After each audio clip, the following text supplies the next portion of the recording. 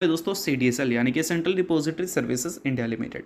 अभी सीडीएसएल पिछले कुछ टाइम में थोड़ा बेटर परफॉर्मेंस आपको करती हुई देखने को मिली तो है, बट अभी भी देखोगे तो 52 वीक हाई से सीडीएसएल करीब आपको 17% से ज़्यादा का गिरावट आपको रिपोर्ट करती हुई दिख रही है। पहले गिरावट का नंबर आपको 30% से ज़्यादा का देखने को मिलता था। पहले गिरावट का जो की रीजंस था वो कंपनी के अर्निंग्स थे, कंपनी से रिलेटेड काफ़ी सारी चीज़ें थी। बट अभी चीज़ों को अगर देखोगे तो थोड़ी शॉर्ट आउट होती हुई दिखी है। लाइक अगर हम बात करें सीडीएसएल के कुछ गिरावट के की रीजंस के बारे में, तो क्वार्टर 1 में कंपनी ने जो नेट प्रॉफिट रिपोर्ट किया था वो ईयर ऑन ईयर बेसिस पे 23% से गिरते हुए दिखे थे। इस बार भी जो नेट प्रॉफिट रिपोर्ट हुआ है वो ईयर ऑन ईयर बेसिस पे खराब ही है, बट उम्मीद है कि अगले क्वार्टर से कंपनी की जो नेट प्रॉफिट है वो ईयर ऑन ईयर बेसिस पे मे बी डी ग्रोथ आपको रिपोर्ट करते हुए देखने को ना मिले। और सेम चीज़ हमें कंपनी के रेवेन्यू में भी देखने को मिल सकती है। तो ये जो चीज़ हमें क्वार्टर 4 क्वार्टर 1 में देखने को मिला वो हो सकता है कि क्वार्टर 3 से हमें देखने को ना मिले। तो इसी वजह से सीडीएसएल में आपको कुछ रिकवरी देखने को मिल रहा है।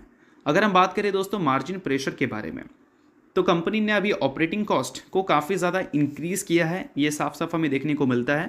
और कंपनी का जो इबिट्टा है वो 60% से गिरकर 50% तक हमें आती हुई देखने को मिली थी Q4 और Q1 में।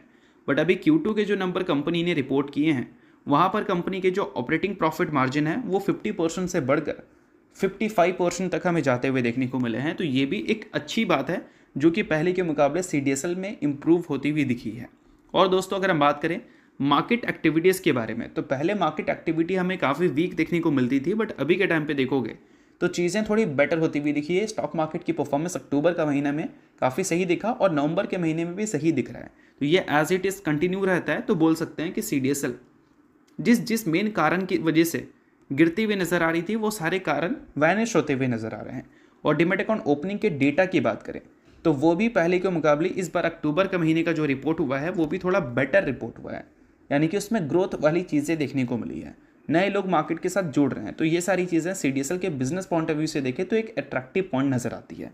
बाकी इन सारी चीज़ों को अगर रिफ्लेक्ट करती है कंपनी अपने बिजनेस में, तो हम उम्मीद करेंगे कि पिछले 1 साल में जो डी ग्रोथ कंपनी ने रिपोर्ट किया अपने बिजनेस में उसको कंपनी पॉजिटिव कन्वर्ट करे, यानी कि ग्रोथ में कन्वर्ट करे।